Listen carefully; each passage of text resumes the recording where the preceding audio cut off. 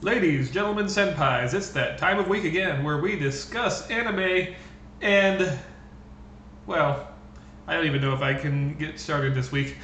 There is a theme that's going to be running through this conversation. That theme is disproportionate retribution. Clark, Gable-san, I'm sorry. Gable-san, Right. when you challenged me to watch The Fruit of Grisaia, it was in response to me making you watch a silly, fairly harmless show about maids in a mansion. Yes. Um, so, why don't you tell the audience where you made the mistake? Oh, that's a pretty open-ended question, but I think I made the mistake in thinking that this would be more punishment to you than to me. And the fact that I forgot that I would be rewatching it again. Oh boy. Because I remember I watched this. Let me give some backstory on when I discovered I this am genuinely anime. curious. Yeah. So I was a part of this group way back, which is to be referred to as Nehome. Shout out to all my friends who still know what that means. Not many Shout of them out. left. Yeah. But this group, which there was a good amount of people to it when it started, but one of the things they wanted to do was to review anime, Hmm, and a and noble endeavor. yeah, and so this was, I think it was fairly new at the time. I'm not sure if it was the year it came out, but they chose this one, and they're like, oh yeah, randomly this one. All right. And so the funny thing is, I watched through all of it, and I'm like, yeah, we'll do a review. I have these opinions. I'm writing down notes or whatever. And then they're like, nah, They we tapped didn't out. really. Yeah, they just bailed, and Ooh. that was. And so And you're so stuck carrying this burden until you yeah. manage to find some poor sap to load it on. Hi, everyone. Yeah, basically that's what happened. And so Hmm. I've been holding in my opinion for this show for a while. And let me say there is a lot to digest here. There But is, and I'm glad that this will finally exercise some demons, it sounds like. yeah. Let me go ahead and just break real fast and say that I don't want to come across as hyperbolic in my reviews. I don't want to come across like I'm exaggerating or playing up the badness of the show. With that said, I don't have very many nice things to say about this. No. Um, In fact, it's probably easier if we start with the positives and then go into the negatives. it's a good idea. And the positives are there for the record. Um, Yeah, I want. Okay. it's So, very pretty. before we get to any positives, All right. let's start with the premise, the basic premise. Yeah. That's And then we'll spoilers, go by into the the way. positives from there. Let's say. So, the basic Spoilers. premise, as I understand it, you can correct me if I forget anything, but is that our main character, I refuse to say hero, is Right. brought to a school for girls. Well, it's not for girls, but it's only girls in there at the current moment. At Right. least they're not very specific about it. It's a weird setup. But and it turns out that he's actually there on assignment to do something. We don't find out what at first. He's like assigned to this school, and he Well, has it's some kind kind of of shadowed past. it's kind of assignment. Like he wanted to go to a normal school, but the thing that he's a part of, which we'll get into, makes him go to this school instead. But they're like, oh, it's a normal school, kind of. But they're yeah, we'll get into that. And then it turns out that all of the girls, through a series of episodes, turn out to have some kind of troubled or problematic past. Basically, Right. Yeah. that's as much as I can get into without just spoiling a lot. So here's some pros, and again, we're not quite. I'm not trying to spoil anything until we break that spoiler tag, but um, I would say the animation is decent. Yeah, I think the animation is probably one of the more consistent notes The of character the design show. is good, a little generic. In fact, I swear one of the girls is literally just Rhea Scrubbery. Yeah, like you could recognize them if you were to see them, but not like it's not. They don't stand out too hard. Like obviously someone worked on it, but they only wanted this girl, the schoolgirl look. You know what I mean? And though it kind of annoys me to say it, the comedy can be funny when it wants to be. Yeah, like There I is don't know how comedy to be found. yeah, in an odd way. It's very, very far and few between. Few and far between. Sorry. The like one example I'll have is the third episode, which I generally don't care for, but there's the moment where our protagonist, he's just kind of standing in the school, and the girl is just in kind of one of the girls is in mid point talking to him. I think it's how do you pronounce it? I don't even Sachi? remember their names. I know what they look like. Sachi, she's the one that wears the maid outfit, which we'll get to. Mm-hmm. And she's like, oh, she starts talking to him. It's like, yo, yeah, so you want one or whatever? And he's like, sure, yes. He's on autopilot. And they This have is the this second whole, show in a row, by the way, that involved a character who prominently wears a maid outfit. yeah. But it goes around in this thing, and it ends with him basically just him screaming and pounding at the wall because he lacks sleep, and I'm not describing it very well, but he's like, sleep is vital, and Oh like, yes, I remember what you're. Yeah, because he has agreed to something that it turns out he did not care for because he was sleep deprived. right. But that moment made me laugh, and there's moments that make me laugh on purpose, and then there's moments that make me laugh on accident. Well, we're not gonna. I will say this: if you're looking for something to point and laugh at, in kind of like a school bully way, and you know what I mean, those kinds of movies that are actively failing in front of you, like that tone. Yeah. There's some of that in here. So if you're looking for that, you'll find it. Oh yeah, most definitely. But with that said, there's only one other real positive that I would like to highlight, and that is, of course, that it's short. Yeah, it's only It's 13 episodes, and that's all. I made it to 9, and you told me I could stop. Yeah, I was merciful in that way. But there's technically a second season. But I take back that positive then. yeah, it's like kind of technically a separate series, but it's in the same canon, same characters and whatnot. So wait, you're telling me that we only get 2 seasons of Samurai Champloo, but we get 3 seasons of this? Well, it's 3 seasons, but the third is only a 1 episode, and I guess it's technically part of the first season. But Okay. then they do it's a weird thing because I forgot to mention earlier, this anime is based off a visual novel. An erotic visual novel, according to Wikipedia. Yes, and so it's an adaptation, and that means a whole bunch of things because visual novels are insanely long, and this has to be only so long, and this first one is only 13 episodes. So there's that. One more positive, and this isn't too much of a positive. This feels almost backhanded. Yeah.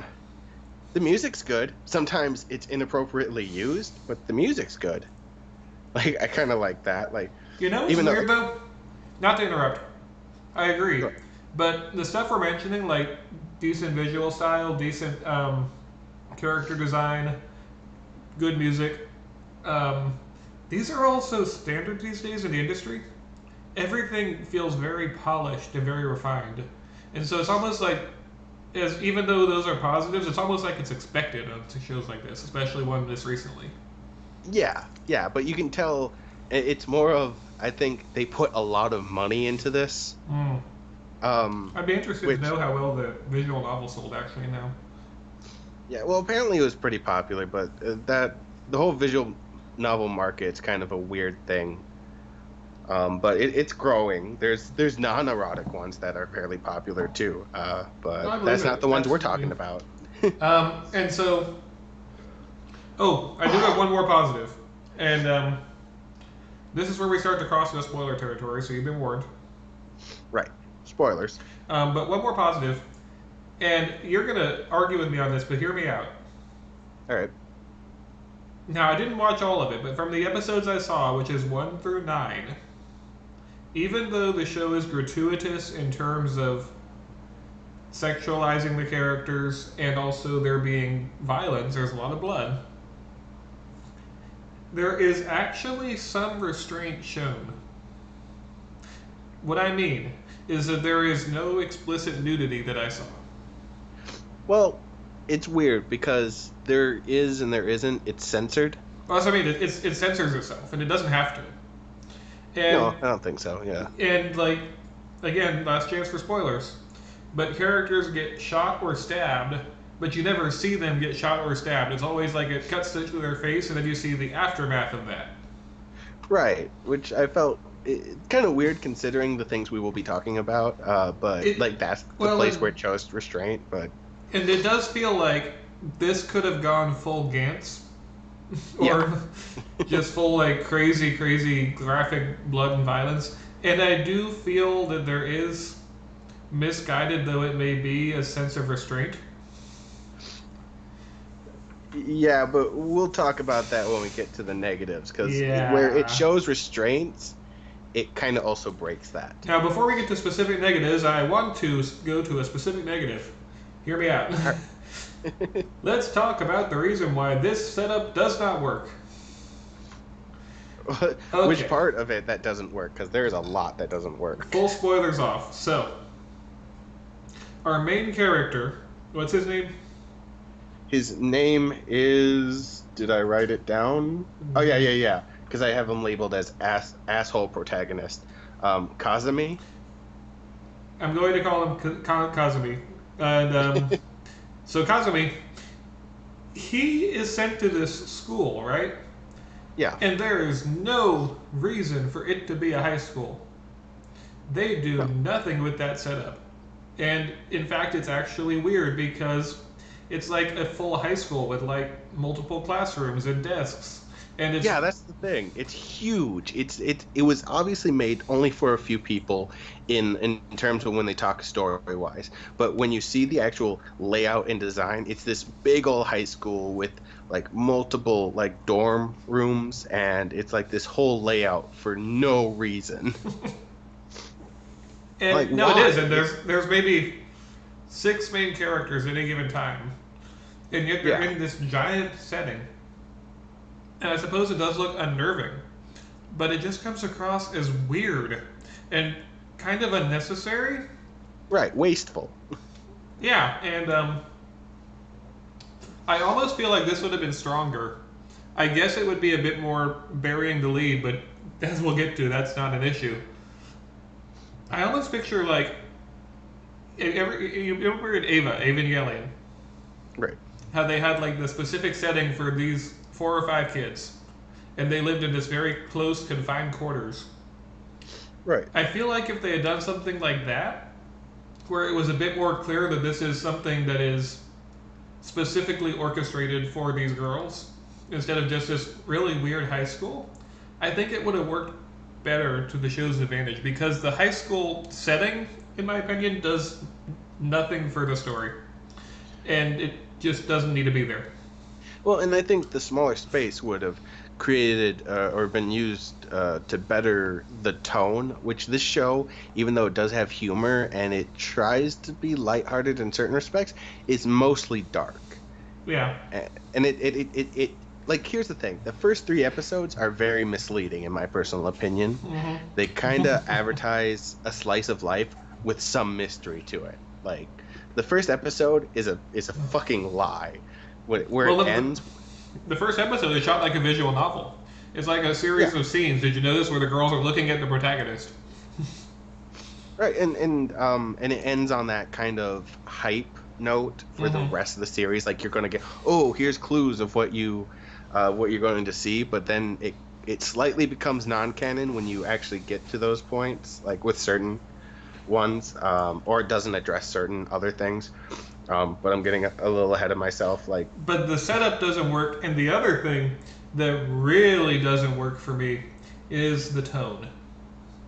Yeah. And the reason I say that is because there are crazy things happening, and it feels like the protagonist should be reacting to these crazy things in an appropriate manner.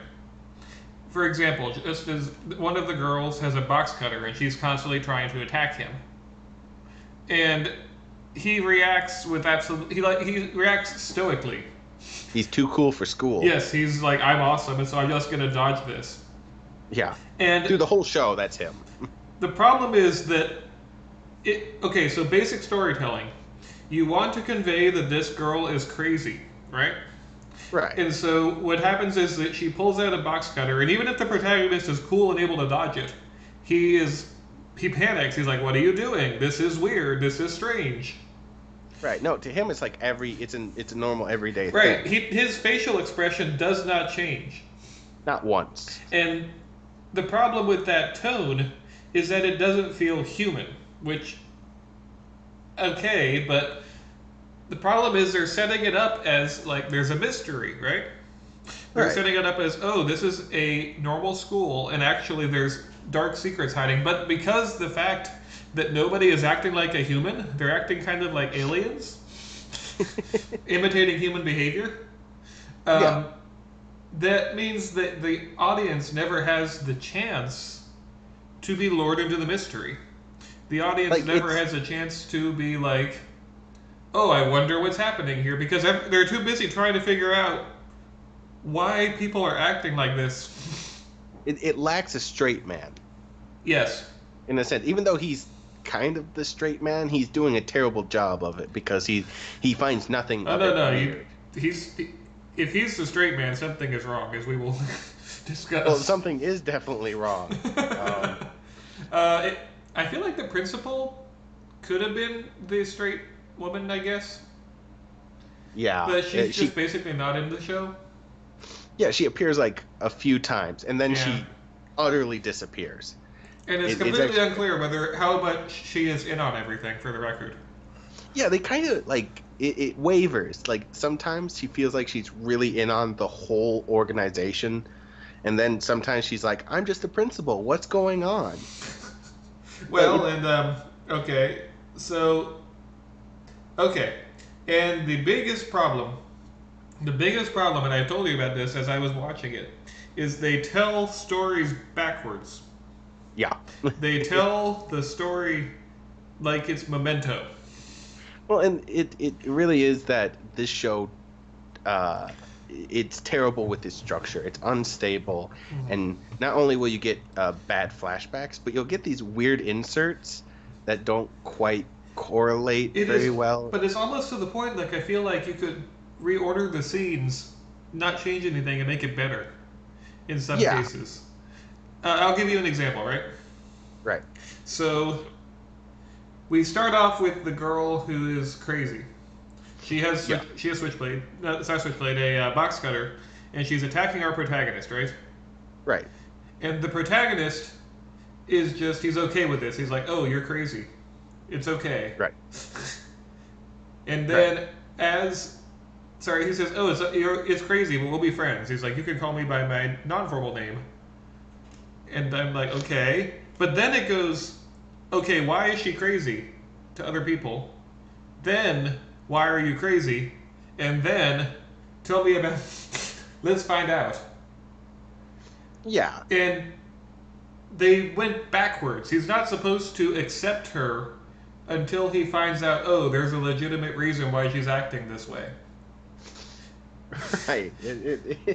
But way too quick to accept. so it renders the whole exercise pointless because they went backwards. Right, and let's go over the characters a little bit. Let's give an intro to these characters. And if it wasn't clear before, we can't give these characters without spoiling everything that this show does. Right, because Actually, this show is before we go to just characters, twists. I'm going to throw a theory at you. So here's my theory. Huh. My theory is that in visual novel form, that the structure was as follows. All right. You play as the protagonist, Right. and then you have these various branching choices, and at one point you can choose to pursue one of the girls. And Right. then as you spend time with that girl in the game, you begin to find out more and more about her past. And so Right. the structure of the game is the girls start out as normal, but you find out through interacting with them that they're all crazy. This would make sense, yeah. So, and it's I can see that being like a dark edge, kind of even like because I've seen games like that where it's like the visual novel starts out like a normal, calm dating thing, and then it turns very dark for some of the character paths. Right. And Well, That's and just I something think that happens in these visual novels. It's something that they go to well, some really dark places. right, and I think on top of that, because that does sound very plausible, where the show kind of thinks it's very clever by creating this pre-continuity. It introduces you to all the characters and their weird stuff, and it's supposed to be like, as it unveils things, you're supposed to be, oh, that makes sense, but it fucking You doesn't. know what it feels like? What? You know how in a visual novel setting that you'll have usually like your character will ask you a question and you can choose three options and you'll have like the polite option, the neutral option, and then a crazy option. Yeah. It feels like this went through with the protagonist just hitting the crazy option for every time it was presented. It really does. Well, okay, so let's get to the characters here. Let's introduce some of these characters. Because I want to throw out that theory to you as we're going through this, because I'm Right, trying to make and sense of how this came about, because it is almost nonsensical yeah, to try and explain. okay. So I'm gonna go after them as I have them listed here. You may have to refer to their hair color to help me. I'll do what I can. There's Sachi Komane. I feel like I butchered that. Either way, she's the one I described. She's the one that wears the maid outfit. Yes, Pearl. and she is basically has a complex wherein she tries to serve everyone and also Yeah. is a terrorist.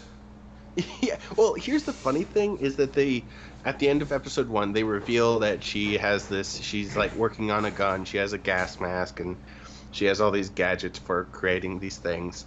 And the funny thing is, they don't answer for that at all in terms of when they show it there. Like, they make it seem like she just has these things and this is what she constantly works on. When they actually get to her arc, it would make more sense if they had not shown any of that at all. And instead, because her arc, which is a little ways into the series, starts off with like basically one of the kids like characters are like, I don't want to deal with this test, like, and she jokingly says to her, can you make the test go away? And her idea is blow up the fucking school. Now it would have been one thing had her character been like, oh, how would I need to make this test go away? Oh, blow up the school. Ridiculous, but okay, let's accept that. Then she starts building the bomb. She learns how to make a bomb, and so on and so forth. But Well, and again, there's backwards storytelling because we see the bomb and the gas mask in episode 1. yeah, What we should do is he says, I wish there was no school tomorrow. And up to this point, we assumed that she's eccentric but normal. And she says, Right. oh, I'll take care of it. And then, big shocking twist, oh, she's building a bomb. right. But absolutely. when it actually happens, because they've already pulled that trigger, you just... It just seems like she already has all this stuff lying around. Well, yeah, and the viewer is just like, oh, okay. And they don't answer for it. They only answer for her weird willingness to try to serve people, but they don't answer for why she already has bomb materials and guns and by gas the masks. way, the protagonist's solution to this trying to commit an act of terrorism is to call the entire cast to meet her in secret while this is happening, and actually he disarmed the bomb. Yeah, and this leads to a whole thing, but As a side note, and I promise I am not trying to be disgusting. I promise I'm not trying to be disgusting, but you reminded me, there's an uncomfortable amount of female urination in this. yeah, and we will definitely. I will get to that. But what I just want to say is, right now we're going to be very nonlinear with how we describe this plot because You'll thank the us show later. itself. Yeah, the show itself is kind of a mess. But basically, her story ends up being that after they do the bomb thing, which is really not even the tip of the iceberg for her, in a way, she's like, okay, so what happens is, because we have to frame this because it's so stupid. She sets up the bomb. She's like, okay, I have all the bombs set up. Then the other girls show up saying that Yuji Kazumi. Yuji. They used to call him Yuji, I think, in the show. Yeah, Yuji had called for a midnight meeting for some reason that no one questioned into the school.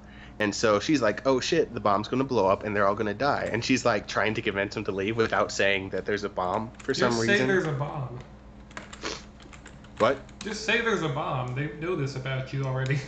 Yeah. Like, and that's the thing. Like, and she could be like, "Oh, there's a bomb. We have to get out," and then you can answer it later. Yes. Um, No, get everyone to blown up because you're too sorry. but basically what happens is she tries to cancel the bomb with her button. She can tell somehow that it didn't work, and the bombs are still Yeah, it's counting behind her down. back, isn't it, when she pushes them? Yeah, and so she can't tell. But she's like, "Oh no, the bomb's still going," and she's like, one of the characters are clumsy, knocks the bomb out of a desk where one of the bombs are, and and she jumps on it like, "Everyone get out!" and like, because her body would protect them from the explosion. And the bomb, like, it reaches zero and then nothing happens, and so And you know what? She could have told them about it because no one questions her. yeah, absolutely. Even when they find out there's a bomb there. Yeah, and the thing is, the solution to this, specifically the bomb thing, was that the protagonist, without showing it, he only explains it afterwards in exposition, that he had messed with the bomb counter instead of just totally deactivating the whole thing in the first place. He messed with it so it would reach zero, but then it would freeze. And then that is when she urinates herself because out of fear. Yeah, this is a common theme. You'd be surprised. Yeah, it's really weird. And so then he's like, "I know you tried to blow up the school, but what's really going on?" And so her story, this is when they actually go into her story. Sorry, this is just so dumb. Go on. So basically the idea is they reveal, okay, so in the beginning there's like, between this episode, I should state that between this episode and the beginning, there's like 5 other episodes. So there's a span of time But everyone focuses on one girl. This is her episode. Yeah, and like some episodes, a girl gets like 2, or there's one that even gets 4 episodes, but this one only gets 1, and there's another girl that only gets 1. But we'll get to that. But it's revealed in this episode that she's known him since childhood, but he didn't remember, and so this is like, that is so cheap. That is so cheap. She's been keeping this quiet for like 5 or 6 episodes, and we're supposed to believe that. Well, and that makes no sense either, considering what his background is. If anyone would know that. Yeah, absolutely. But it did. They were childhood friends. But basically, the backstory is when she was a little kid. She liked hanging out with her parents, but her parents became too busy, and then there comes in Yuji, and he hangs out with her for a while until he has to disappear for what will be kind of revealed later. But then she's all sad that he left because she was like, "He's my friend, and now I'm all alone." Well, on her birthday, her parents are like, "We took the day off to hang out with you because we know we've been so busy." And she's like, if you wanted to celebrate my birthday, go celebrate it somewhere else or whatever." And she runs off. I hate you, Mom. Yeah, how dare you want to celebrate with your child? And so she's singing. It's like she goes to the park and cries, forgetting exactly what she wanted. Yeah, and so it's only a few minutes later too that her parents come out yelling. By the way, it sounds like we're going fast on this. This is how fast they tell this whole backstory. Yeah, it really is. It's like, "Where are you?" And she's like, "Oh, I don't hate them anymore." All of a sudden. No, and so she's like, "I decided I love my parents. I'm going to go see them," and then, with impeccable comedic timing. Go on. She runs up, and they run up, and they just stop in the street, and all of a sudden, out of nowhere, boom! A truck comes and runs them over, and I can't help but laugh because it is so awkwardly timed and out of nowhere. And that truck is going so fast too. It's like Mach 1. And like there was a stretch of time they were there, so the truck didn't stop. It didn't even try to slow down. It was just like not even looking. Apparently, We had a disagreement on this because that's a comedy scene. That's like something that was meant to be funny. It really feels like that when you watch it. And I guess I'm horrible for laughing at it, but it's set up as like this completely melodramatic, over-the-top thing that I am going to assume for my own sanity we're meant to take seriously. Right. We're like, oh no, her parents, and she decided she liked suddenly got hit by a bus. But it's like It's like Snidely Whiplash eats a baby kind of stuff. I would agree. It's trying so hard to be like make you go, and it And just so the complex fails she gets because from it doesn't build up anything. It doesn't build up why we should care about these parents. In fact, I don't even think they have faces. yeah, basically not. And that's why But it's so basically, funny because there's no investment, and it's right. like, Two planks of wood just got hit by a truck, basically. and Um, it's you're laughing at it because it's just so forced. and their bodies are so twisted and whatnot. But we're getting a It's bit so stuck on unnecessary. this. So, what is our hero's solution? Well, first, to explain her complex, she's like, "Oh, I was a bad child. I was a selfish child, so now I need to serve everybody and be a good person or whatever." I guess that kind of makes sense, whatever. But the protagonist's solution was to take her back to her house, and in order to cheer her up and to make sure everything's all right, he shows her the birthday decorations that were never cleaned up that the parents had set up for her birthday celebration. It's just happy birthday. We know that we haven't been great parents, but we love you and we hope you love us too. And I'm like, how is that supposed to make her feel better? Even putting on the obvious knife twisting that's going on here, my immediate reaction on seeing that was like, yeah, she knows. That's Yeah, what the park yeah, that scene was the was. mystery. Well, and that's the thing. Like she's like she probably resents me, and so you show him something before the crash, like, oh, she still loves me. Like that was before she died. Well, and not only that, but like I said, she knows her parents love her. That was the Right. point. Yeah. Or else So- she wouldn't care that they were hit by a bus. This is frustrating me because it shouldn't be this hard. If Yeah, you but- want it to be tragic, don't make us not care. Right. Well, and they shove it all in one episode, like they didn't Yeah. want to do it. Like they're like, okay, let's get this over with, and it's like it's the funniest the show is at all. Well, and honestly, it would have been okay. So we're assuming we can't change too much here, but it would have been much better for this if she had been like, "No, I'm not going to come back to you." That's all they had to do. Keep everything else the same, and she's like, "No, I'm not coming back to you." And then the parents run into the street and get hit by the bus. Right. And that That's- traumatizes her because she caused them to run into the street. But the fact that she's like, "Oh, I forgive you immediately," Yeah. it ruins it. Okay, But yeah, I want to that's kind her of story. because if we go through all these girls, it's gonna take 2 hours. But Well, let me just be quick about this because not all of them deserve that much attention. That was just specifically ridiculous. But there is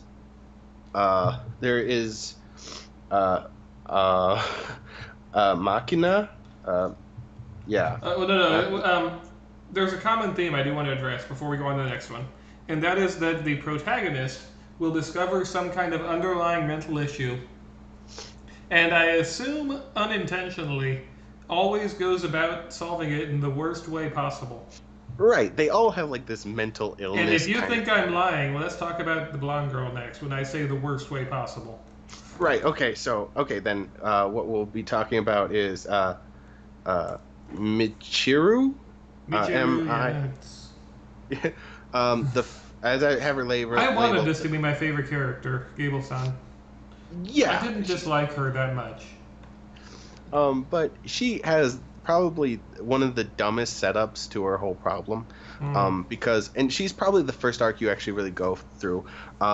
You're introduced to her, and she has this kind of thing that isn't apparent until they start talking about, oh, something's weird, but you're like, nothing's weird. Well, and then she's trying to act like she's yandere. And when I say act, I mean in a literal sense. Yeah, and so she's I'm not sorry, a real tsundere, not yandere. right. But she's not a real tsundere. She has these note cards and whatever. But basically, what happens is that she had a friend. They were both really good friends. And no, the friend was suicidal. Yeah, the friend was suicidal. And then she they're finds like- her and they make friends, and she thinks that if they're friends, then she will save her. Yeah, but at one point, the friend's on the roof, about to jump, and she's there, and she sees her, and then the friend jumps.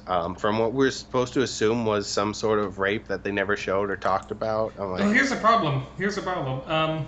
So when we meet this girl, she's on a rooftop.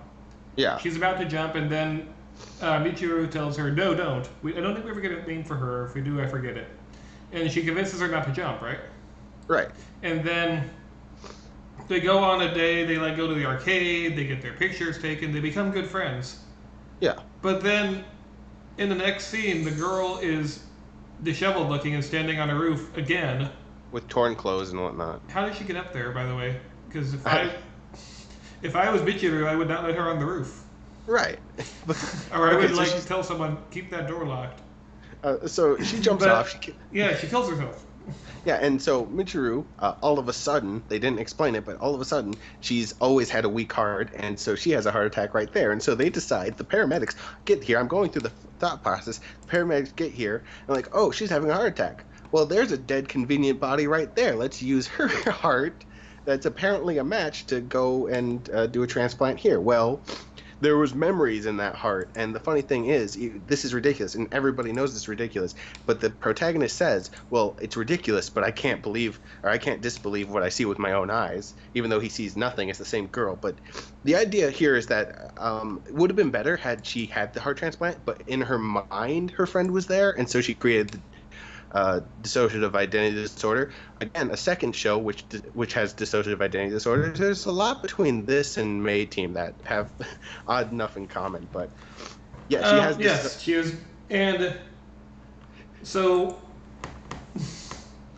okay, but that's not even the problem. So yeah, that's not even the problem. The problem is that she meets a cat. Yeah. And right away, whenever you see a cute animal, don't get attached in a show like this. I said the word cat, and anyone who's listening knows what happens. Yeah, basically, much like the parents, the cat gets hit by a vehicle. It's a common problem in this world, apparently. Yeah, apparently. Anyways, the cat dies. Spoilers. The cat dies, and she's like, "I hate this world. I want to die." And he's like, The protagonist is like, Well, because it turns out that she is. We find out the cat dies, and we find out that she wants to die as well because she just is now suicidal. But we skipped ahead of stuff. Before she says she wants to die, it turns out she's been taking these pills that are meant to suppress some kind of alter ego. Right. And then after this cat dies, this is enough to make her either overdose or take a bunch of them, and it makes her bring out this side that is then suicidal. Right. And so she says, "I want to die." And the protagonist says, "I'll do anything you want." And she says, "I want to die." And he says, "Okay." I'm not kidding. That's how it goes. Yeah, and his idea is that... And again, we're not making any of this up. He buries her alive. He feeds her muscle relaxers and then buries her alive. Yes, he's like, in a coffin, he throws dirt on her and buries her next to the cat, I think. Yeah, and she has this whole hallucination I won't go through. It's probably the hallucination. It's all right. It's actually pretty interesting. But then after the whole thing is, she decides that she doesn't want to die, and so she pushes. 3 days later, he left her in there. Yes, according to him, 3 days. 3 days. She pushes out through the coffin, through the dirt. It's raining, and he's just standing there. And she's like, "Oh, I don't want to die anymore." He's like, "I knew you'd come to this. This is my brilliant plan." Okay. And he's like, and he's the hero for just staying there. I have to stop you here. Question. Yeah. So what did the other people think for the 3 days that this was happening? I don't know, because I feel like this dude has them all on like Stockholm syndrome, and so they just kind of unclear because okay, so I was expecting for there to be a reveal that this was a fake out. Like, he told her that, "Oh, I gave you muscle relaxers and I'm burying you alive," but actually he just put her in a coffin and made it sound like he was burying her alive. Right. Because that's the typical dark but way you would do this, is that you make them think that something is happening to them so they realize how horrible it is. Right. It's well-trod ground, but it works. But no. In a show sense. In a real sense, therapy. That's the only answer. Don't do this to your friends. Yeah. But no, he literally buries her alive.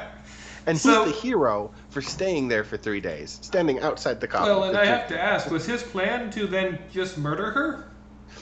If she decided that she Shrug. That's... would he have just gone back to class with him? Where is she? I don't know.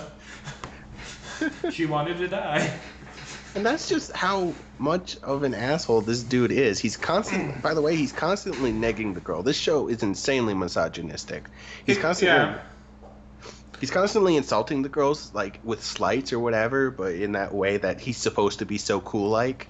After seeing this episode, by the way, this is where I developed the theory that this is like Shutter Island, and that all of the girls are paid actors pretending to be crazy, and that the protagonist is actually the crazy one. And the more I watch the show, the more I'm like, oh wow, that theory actually makes sense. Because it's kind of... Okay, so... I don't want to call him a hero. Our main character... Yeah. He is... How do I describe him? He is basically...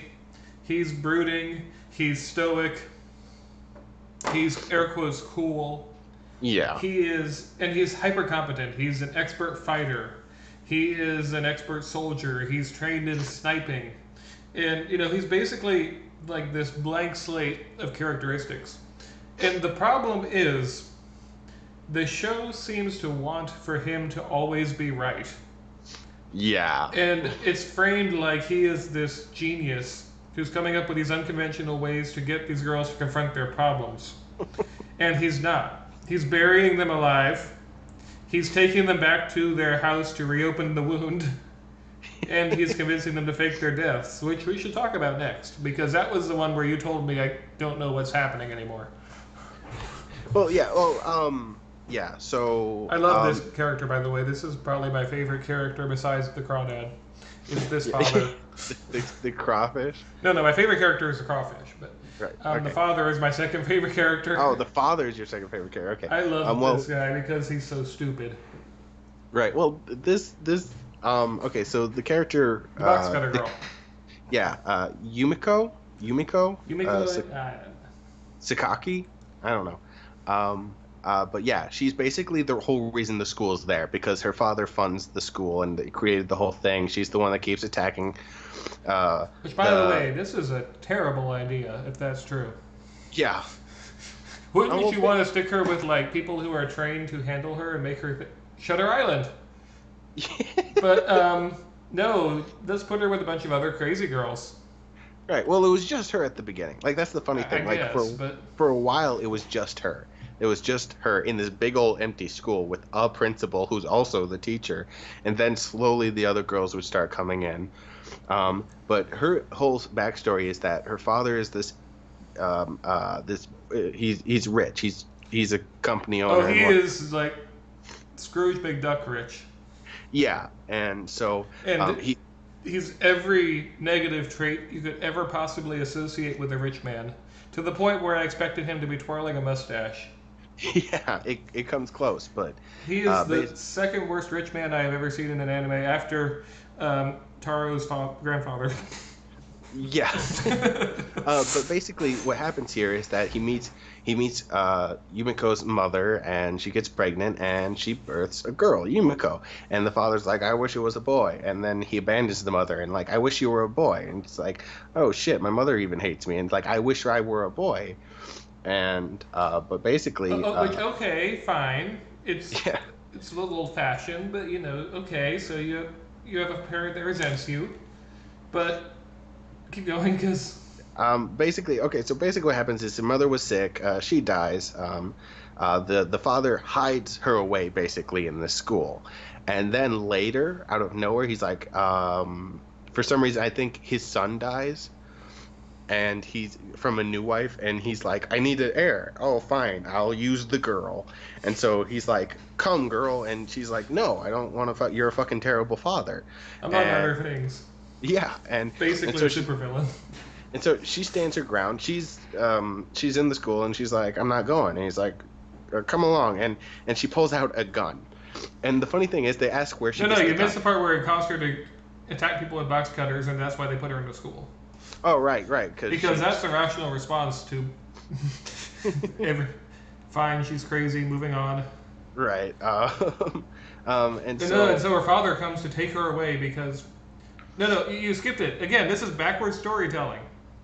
see, that's This is why one I'm of my so most lost. frustrating scenes. So what happens is the father hires some men to then confront our protagonist, who is under orders to get beaten up by them. So Yeah. I think that, and then the father will then save her. I forget what his plan was. They don't really make it clear that particular plan. And then he decides, no, you know what? I'm going to just beat up these guys instead. Yeah. But here's the problem. These guys confront them on the beach, on the riverbank, Right. and then, but we already know that it's a setup because they just told us that. Right. So there's no tension. And by the way, every girl will give her backstory just by one question. No, it's like a button you push. Yeah. And again, I could see that working in a visual novel where you have Right. to actively like pursue it in this girl and make her, oh, let me tell you my backstory now that you have worked your way up to my friendship. But it's so just like Nothing you is flip a earned. switch because you can't fit a whole visual novel into an episode of an anime. Right. And so So they just have an exposition switch in all these girls. right. And so we finally get to the point where a father just shows up at the school, like he could have from the get-go, but she's like in the window or whatever, and he tries to get close, and she pulls out a gun. Mm-hmm. And they ask her, where'd you get the gun? And she says, she's like, basically, I bought it online. And like, if you know anything about Japanese gun law, that is stupid. Also, where did you get that internet? Yeah. And where did you get the internet? That's just fairly on parents. So, anyways, Goldberg. Oh boy, let's get back on track. yeah. And So she's anyway, holding her father up at gunpoint because her father has brought an entire SWAT team to forcibly remove her from the school. Yeah. Never mind that he could just be like, you know what? I own the place. Everyone leave. Yeah.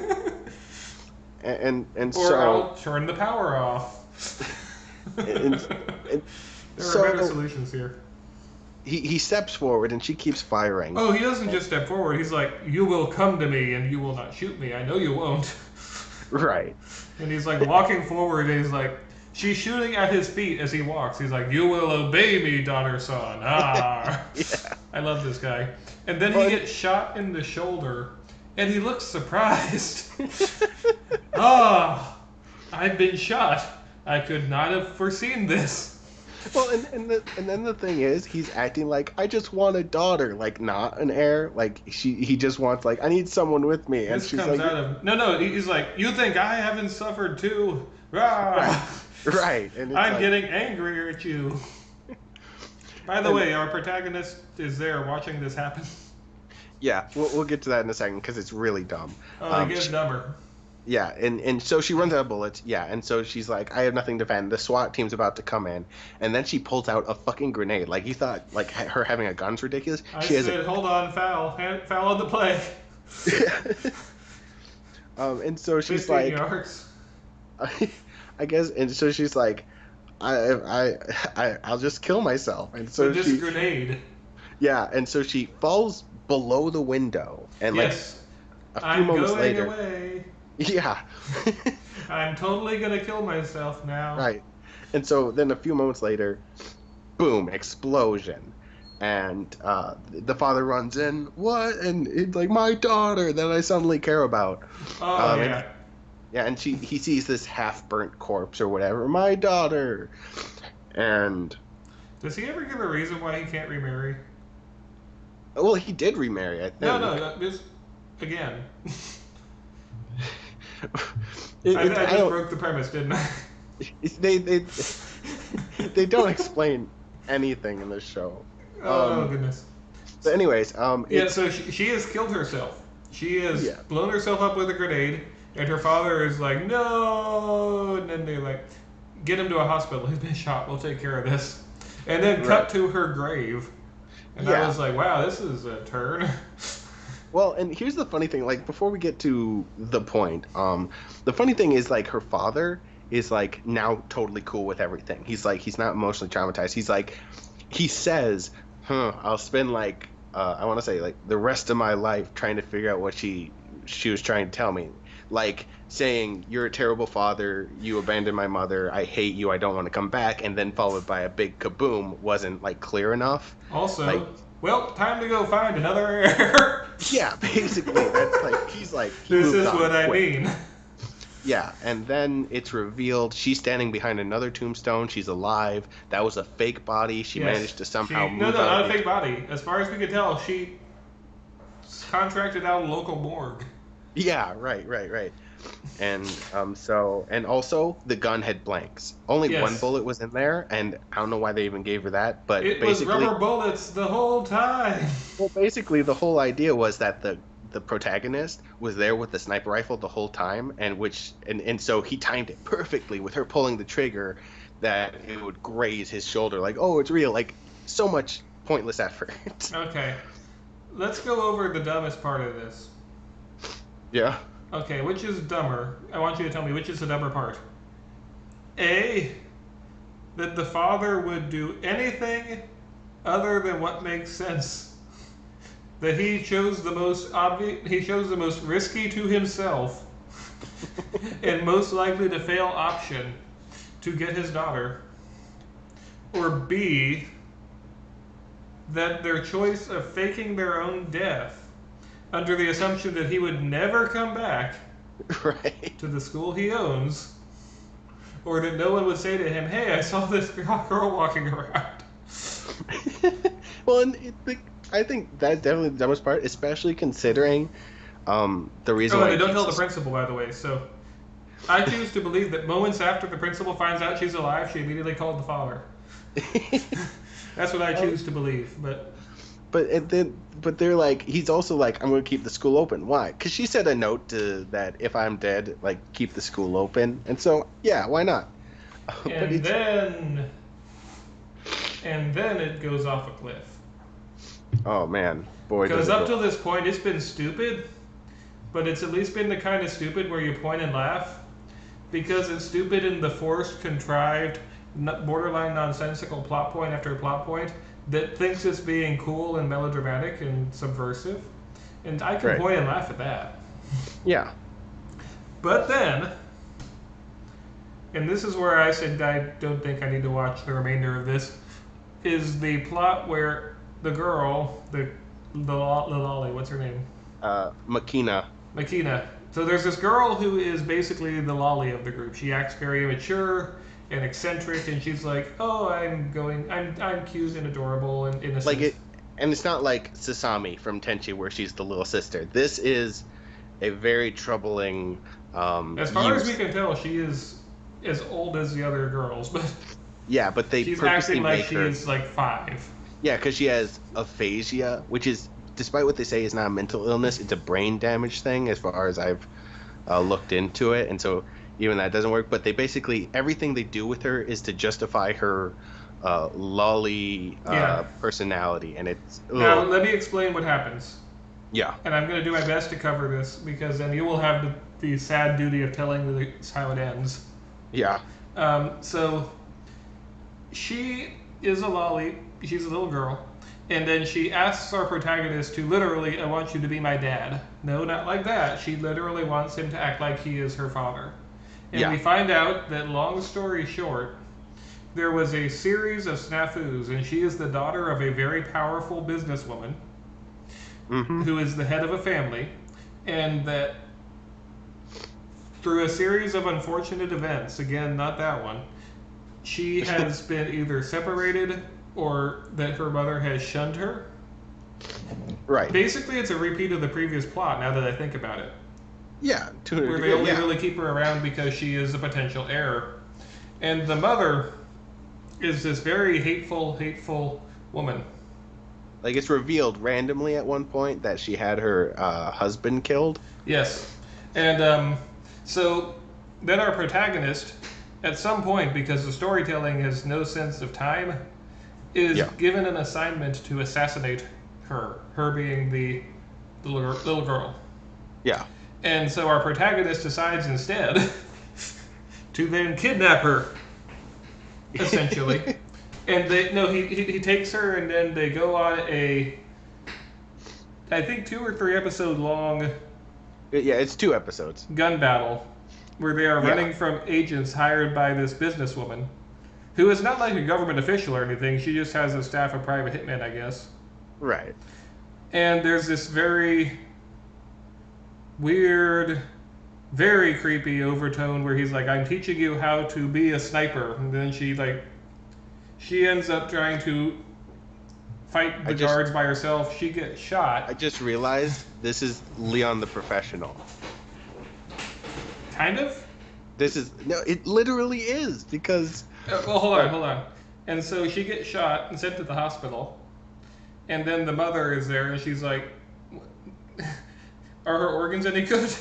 Yeah. I can give them to her sister. We forgot to mention she has a sister that got blown up in a car for some reason. I can give them to her sister. And this horrifies the protagonist so much that at the end of the episode, he then breaks into the office, shoots and kills the mother, and then stages his own death.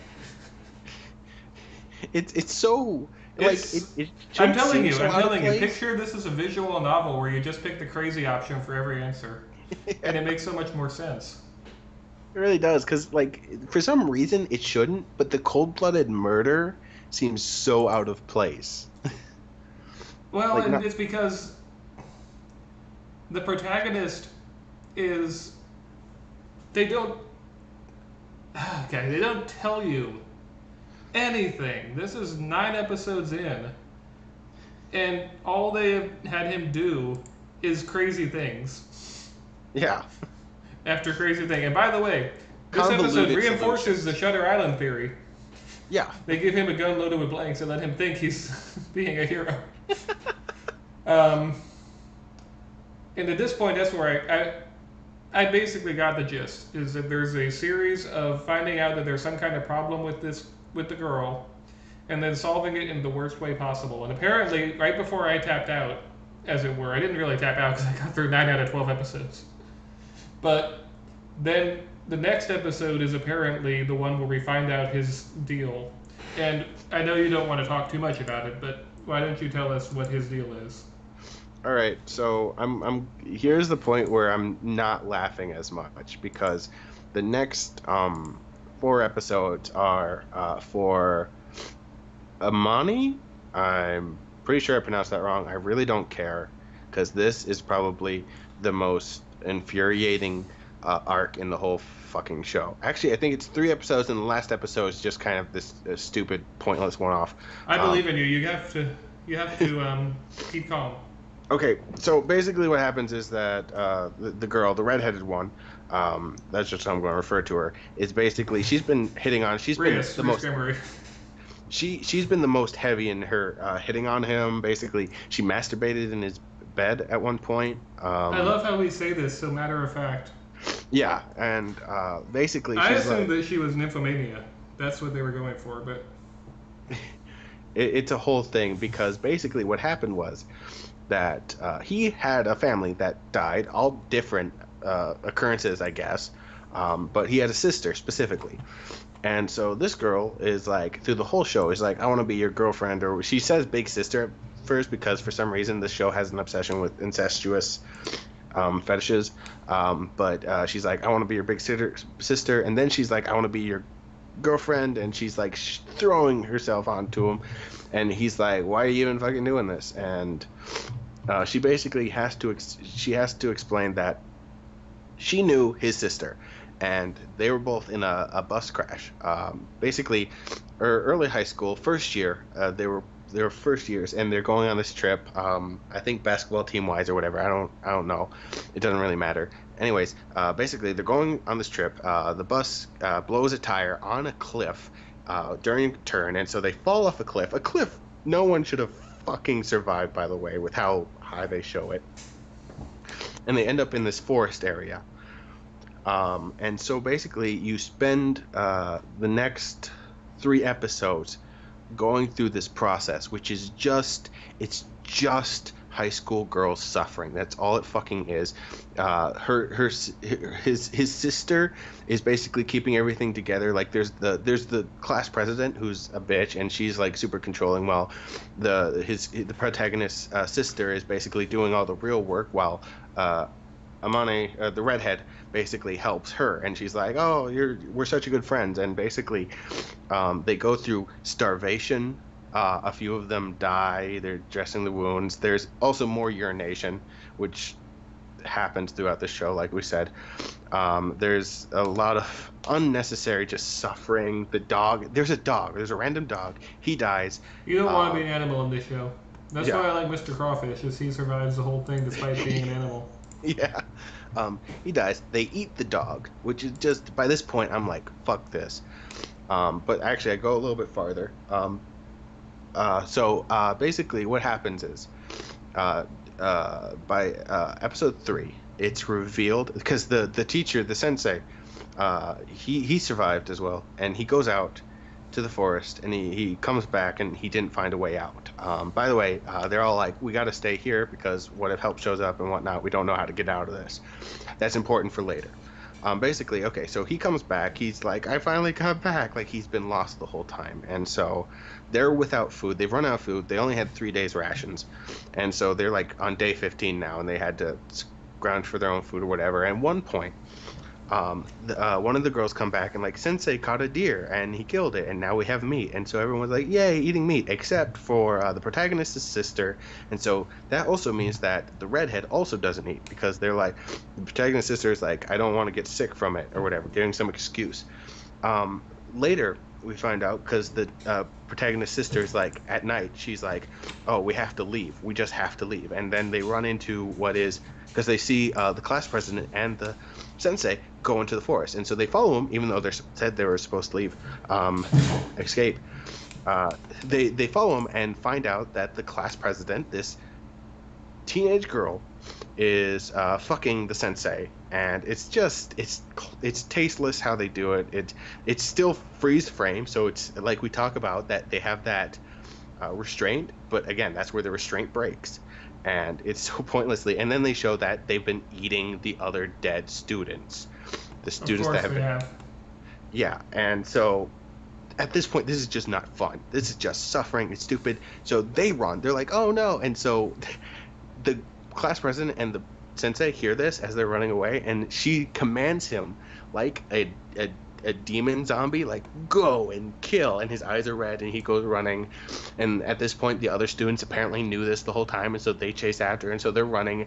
Also, something I'll get to later, a lot of inappropriate panty shots through this sequence. It's so, yeah, it's so tasteless. And then she's like, okay, we have to stop because the other girl can't go on, but she hands the girl her backpack and I can't stress directions on how to get out of the forest.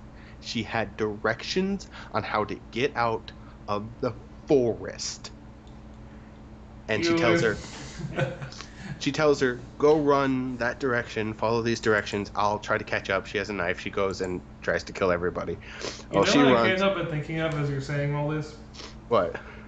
You remember how last week or 2 weeks ago, Hanayuki Maid Team started out as fun anti-king, and then it took a turn towards the ill-advised melodrama at the end? Yeah.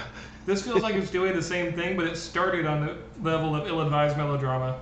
And then just went further. Yes. Yeah. It feels like the same thing where like, okay, it's the last couple episodes, we need to actually get like something serious and dramatic, or disturbing in this case. And it's so unnecessary. I'm actually angry because this is just, it's unnecessary suffering. It's try hard. It's not even like, because you kept making comparison to Devilman Crybaby, and where it's like it's trying to prove a point. This isn't trying to prove a point. It's just exploitative. It's just entertainment that's being way too try hard. And basically, she escapes the whole thing. She recovers. No one else survived. Everyone's dead, including the sister, I guess. That's the implication anyways. They're like, it's kind of left up to a mystery. I'm not even really going to go over how the protagonists fix this one, because they both kind of get their thing, and it's just there's not really a resolution here. And to be honest, I'd like to point out, so none of these complaints, at least from my end, I don't want to speak for you now that I mentioned it, but none of my complaints come from a place of like disgust over the content itself. I don't think that I'm not a lightweight, as you mentioned. I love Devilman Crybaby, and that is a horribly graphic, dark, and depressing show. I like a lot of things that would be described as dark or depressing. Akira is one of my favorite films, and that is a very graphic, violent anime. Right. But the thing about it is the context. Is that it does feel in this show like the reason that they're having these turns is specifically to be shocking. Yeah. It's not in service of a more meaningful story because the stories themselves are very shallow, are very forced, and basically exist for the purpose of being disturbing. Yeah, absolutely. And I can see a show like this working. I can. Yeah, me too. But the thing about it is that, or Ava is dark and disturbing. Evangelion, but the thing is, you have to have likable characters. Yeah. You have to have good storytelling, and you have to have a pace that allows you to explore this in a meaningful way. And the problem with this show is threefold. The characters are not only poorly written and shallow, but the problem is they overplay their hand. One of the first things you see about them is their eccentricity. So I, as a viewer, I don't get the chance to say, oh, let me get attached to this person so I can get the rug yanked out from me later, because they show it too obviously that something is wrong. So I'm waiting for the plot twist. Right. And I feel like with a little bit more subtlety, that they could have slowly... It needed to start out as, oh, this is a normal school. And it starts out as, oh, this is a crazy school, and also the protagonist is crazy, and also everyone's crazy. Right. Well, and the pacing's so bad because they divide the episodes. Instead of having a straight narrative that kind of touches on these things and deals with them, they like out and openly divide them in between the characters, and it makes it very junky. Let me ask this, and then we will kind of wrap up and give final thoughts. Right. Do you have a favorite episode, or did you say they're all bad? The closest I say, man, no, actually, no, I'm not even going to try. I was going to try. I will say I do have a favorite episode, but it's in the ironic sense. That is the episode with the box cutter girl. Yeah. And because I love the father, who is just like a cartoon villain, and I know this is cartoons, but and the just sheer nonsense of that plot resolution, it made me laugh. Right. And so I wouldn't say it's my favorite, like I would go back and watch it. Right. But that was probably the one that gave me the most enjoyment. The one with the pink-haired maid girl had a very funny moment in it, but the episode itself was garbage. Yeah. I'll agree with that. And one thing I want to go over real quick is how gratuitous the show can be. Not even talking about the plot, but this sexualization of the characters is fucking awful. Because you have this show that's trying to be serious, like with Maid Team. It's a part of the humor, the joy, the fun. It's all a part of it. Like when you get the panty shots or whatever, I don't like that, but it feels a part of the tone. In this show, they're trying to do this weird balancing act that doesn't work between panty shots and the drama, and it comes off in the most terrible ways. Like it's basically like the terrorists will blow up the dog orphanage if the king of Candy Castle doesn't kill his firstborn. Whoosh, panty shot. And it really is just so awkwardly put. Let me ask a question, because you bring up a good point. So we have watched 3 shows in a row which follow the harem formula, which is that you have one male protagonist and a cast of girls. We watched Tenchi, we watched Teo-kum Maid Team, and then we watched the Fruit of Grisaia. Yeah. Obviously, 3 different coins, apples and oranges in terms of tone. But I have to ask. Obviously, Tenchi is the best. Yeah. But if you had to rewatch one of these, would you rather rewatch Teo-kum Maid Team or Fruits of Grisaia? And we'll even assume that you watched the original Teo-kum, not the one that you watched. I would even if it was La Verte, I would rather watch that than Fruits of Grisaia. I actually quit on the 12th episode. I watched this show fully through before, and I quit on the 12th episode just because I was so angry at this point. I never want to see this show again. I don't even want to talk about this show again now that I've got all this out. I fucking hate this show, and even I would say in the fact that even though it doesn't have as much gratuitous aspects, it is more gratuitous in the fact that it tries to fit it there when it's not appropriate. Let me go over a stat here, because I remember this show having a lot of panty shots. I went and counted them. Oh my goodness, you had some spare time. Yeah, I even put some timestamps when I thought it was kind of ridiculous. The total out of 13 episodes, and let me put this there, there's two episodes without them. Okay. Out of the 13 episodes, and I put there's a difference between nudity and other such. Oh, yeah. And so these are strict. There is no explicit nudity, despite panty shots. Right, and so I strictly like whatever was a panty shot. 25 individual separate incidents of panty shots. In 13 episodes, it's about 2 per episode. And this with characters who you're supposed to be feeling sorry for and relating to. Yeah, and they just treat them like sex objects. Another stat, real quick, is that the episodes with the most are the first 2, with 5 each. All right. It's ridiculous. Let me ask this.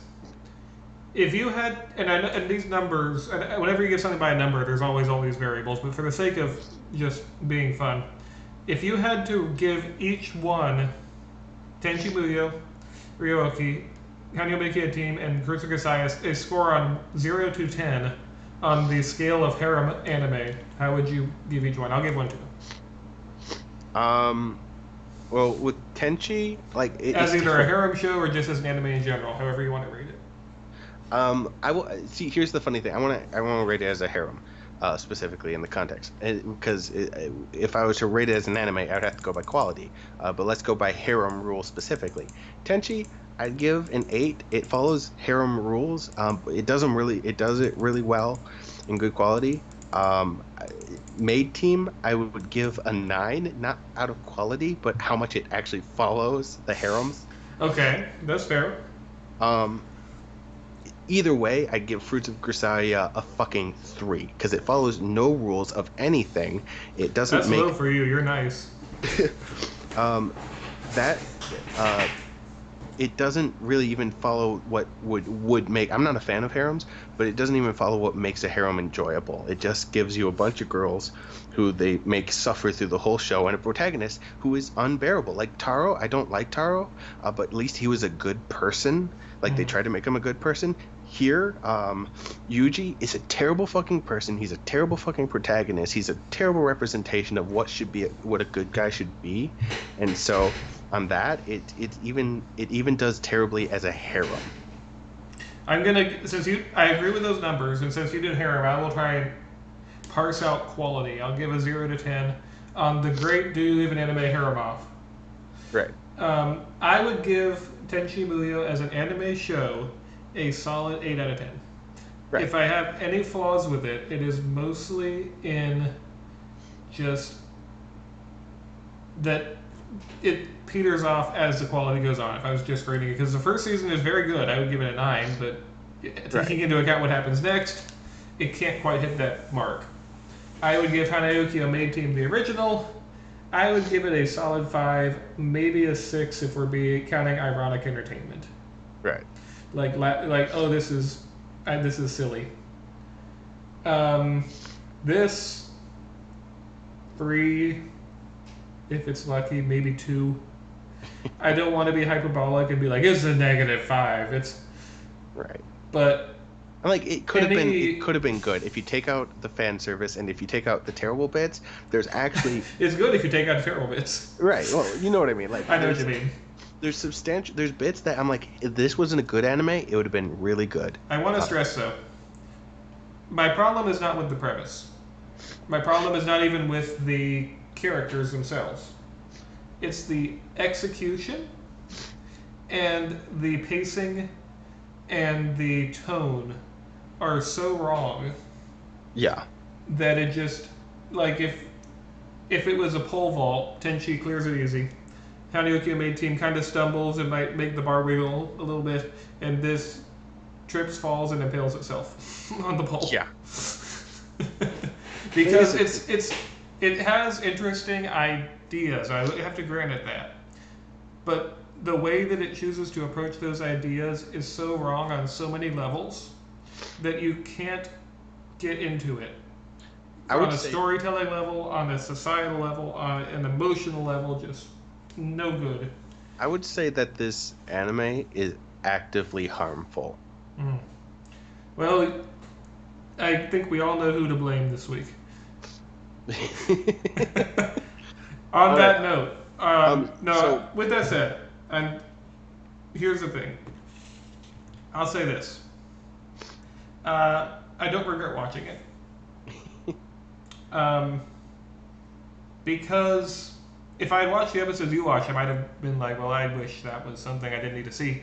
But Right. I don't regret watching it because I don't feel like it was bad enough that I see just enough good in it that I'm like, okay, this is worth saying I watched this. It's Right. like little flakes of gold in a mountain of problems. Yeah, I can definitely And gold agree is with too you on nice. that. It's like little flakes of bronze in a mountain of problems. So, all right. And so, with that said, would you, because you said that, would you recommend it? Okay, so here's what I would say. If you are looking for a show that is dark, don't watch this. Because this is dark without any meaning. And honestly, when I'm looking for a dark show that's depressing, I want there to be some kind of, oh, there's at least a good story. If you're looking for like ironic humor, like something to point and laugh at, you can find something else. Watch Hanayuki on 18. Yeah. If you're looking for an example of something that is, I'll at least say, an interesting idea done horribly wrong, that's the only context I would recommend watching it under, is that you want to see how you can take something that has some potential and then squander it immediately. I would only watch this if you want to know exactly how it went wrong. I wouldn't watch it in any sense of I'm going to enjoy this. Almost like studying, I would recommend it. Right. I can see that. As for me, even though I kind of agree with that last point, I don't think I would even just recommend this. Especially towards the end, it's very not fun to watch. Mm-hmm. It's insulting, and it don't be fooled by the prettiness of it. It's not a good show. And even if you're looking for something that's tittillating, like You can do better. episode 4, there's a panty shot 14 seconds in. That's another stat for you. Not Watch worth High it. School DxD. Yeah, I'm like I hate fan service, so this show was even worse. I hate how this sexualized characters while having them be planks or whatever. I can't find a prerequisite to watch this. Sexualizing characters who are also mentally ill, so there's a whole level of creep factor there. Yeah, and so at the end of the day, I wouldn't recommend this at all. It's just not worth your time. You can find shows that fulfill any of these needs better. With that said, I think it's very clear that we would put this on the wall of shame. Yes, I would say that this is one of the ones that we would not recommend watching. Right now it's 1 and 2. We're 1 and 2. So here's what I'm going to say. We're not going to go on to the last part. We will conclude by setting up next week. So Gable-san, it is my turn. Yes. And I want you to know that I am not a cruel person. Yeah, I think we're Unlike done some with people the like to revenge mention. for a bit. Yeah. So I have picked out a show that, number one, I think you will like. I think. All right. And number two, how do I explain this? This is a show that I really want to love. I want to love this, but I can only say that I like it. Does that make sense? Yeah. It'll leave some discussion open for it. The premise of this show is that this is a slice of life comedy that takes place at a fine arts college. But not a harem. No. In fact, it's more like Sexy Boys.